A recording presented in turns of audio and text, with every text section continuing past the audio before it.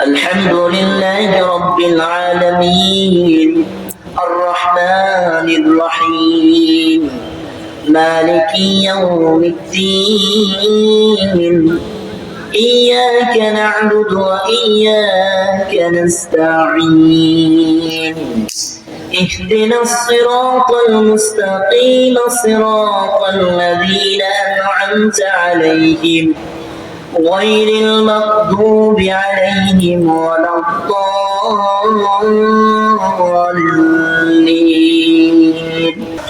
وإذا فسد الجسد كله আল্লাহ নবী বলেন আর ওই কলবটা যদি খারাপ হয়ে যায় গোটা জিসমটাই খারাপ হয়ে যায় নাউজুবিল্লাহ।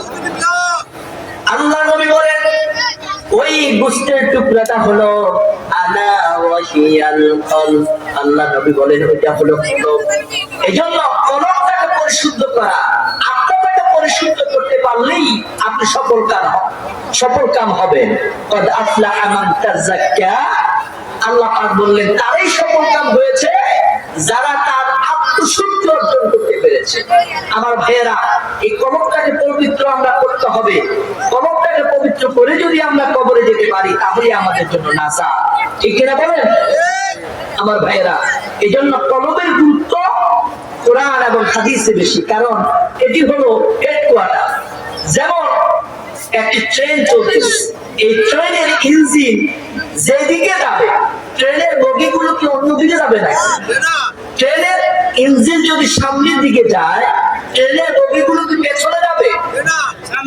সামনের দিকে যাবে, ঠিক নয়?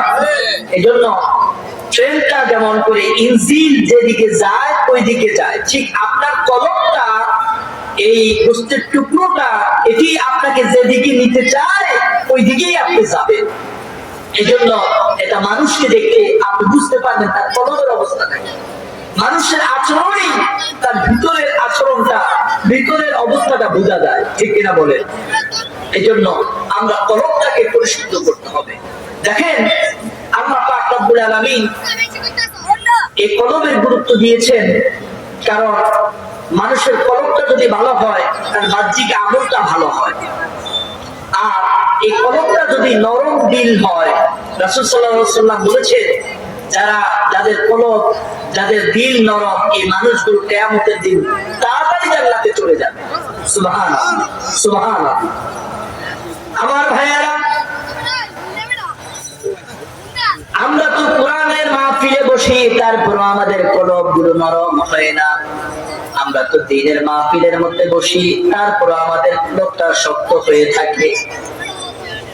আল্লাহ রাব্বুল আলামিন বলেন ইন্নামাল মুমিনুনা আল্লাযীনা ইযা যুকিরাল্লাহু ওয়াজিলাত কুলুবুহুম। আল্লাহ পাক রব্বুল আলামিন বলেন যে তোমাদের অন্তরগুলো কেঁপে ওঠে। যারা মুমিন তাদের সামনে যখন আল্লাহর কোরআন যখন তেলাওয়াত করা হয় তখন তাদের অন্তরটা কেঁপে ওঠে, এবং তাদের সামনে যখন আল্লাহর নাম নেওয়া হয়। হযরত রাসূল পাক সাল্লাল্লাহু আলাইহি ওয়াসাল্লাম যখন কোরআন তেলাওয়াত করতেন তখন কাফের বেঈমানেরা আল্লাহর নবীর কোরআন তেলাওয়াত শোনার জন্য তারা ছুটে আসতেন। নবীজির কোরআন তেলাওয়াত শুনলে তারা অন্তরের মধ্যে প্রশান্তি পাইতেন। সুবহানাল্লাহ। আল্লাহর নবী একবার কোরআন তেলাওয়াত করতেছেন, তো আবু জাহেল, উতবা, সাইবা তারা প্রতিদিন রাসূলুল্লাহর কোরআন তেলাওয়াত শুনতেন। তো একবার তাদের প্রত্যেকের সাথে সাক্ষাৎ হলো যে ব্যাপার কি আবু জাহেল, তুমি এখানে কি করো?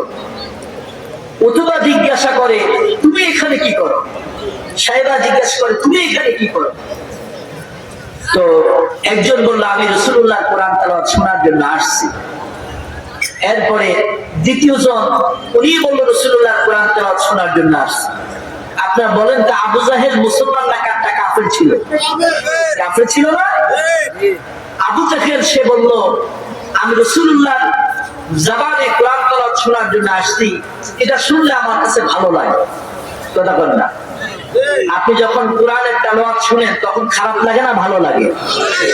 দেখবেন আলহামদুলিল্লাহ আপনাদের দোয়ায় আল্লাহ আমাকে প্রতি মাসেই আল্লাহ মক্কা মদিনা যাওয়ার সে সৌভাগ্য নসিব করেছেন, আলহামদুলিল্লাহ।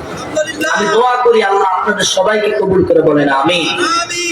তো শাইখ ডক্টর আল নকাইলি যখন তেলাওয়াত করেন আমার কাছে অনেক ভালো লাগে। আর আমি হারাম শরীফে গেলে আমার কাছে সবচেয়ে যেটা আমার ভালো লাগে তা হলো, মানে আমি মাগরিবের নামাজে অথবা ঈশার নামাজে যখন দাঁড়াই তখন আমি মনে মনে আল্লাহর কাছে বলি, আল্লাহ ডক্টর শাইখ আল নকাইলির তেলাওয়াতটা আমি শুনতে চাই। আমার কাছে অনেক ভালো লাগে। আমি একটু বলি, চেষ্টা মানে আমি পারি না, তারপরে একটু বলি। উনি এইভাবে তেলাওয়াত করতে করেন। আলহামদুলিল্লাহি রাব্বিল আলামিন আর-রাহমানির রহিম মালিকি ইয়াউমিদ্দিন ইয়্যাকা না'বুদু ওয়া ইয়্যাকা নাস্তাঈন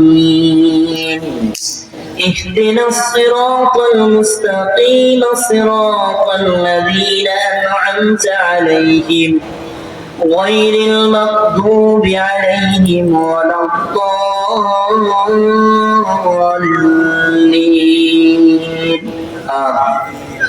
উনি যখন তেলাওয়াত করে আমি তো ওনার মতো পারি না, কিন্তু এত ভালো লাগে পুরো হারাম শরীফটা মনে হয় যে কাঁপতেছে। আল্লাহু আকবার, আল্লাহু আকবার। মানে আপনি ওইখানে তেলাওয়াত শুনলে আপনি মুক্ত হয়ে যাবেন। কি কোরআন, কি কোরআন! আল্লাহু আকবার, আল্লাহ